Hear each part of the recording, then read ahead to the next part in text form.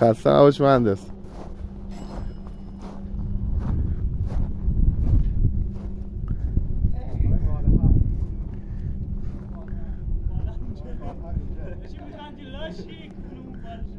بیا بیا بابا این چیز عادیه، بیا.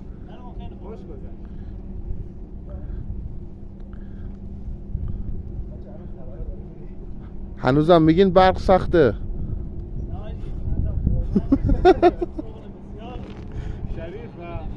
من تا قبل این قضیه فکر می‌کردم برنامه‌نویسی سخت‌ترین شغل دنیاست. الان نظرم کاملا عوض شده و امروز قراره کل پروژه رو انجام بدم.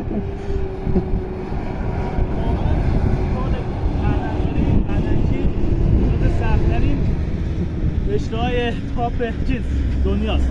کارهای دنیا.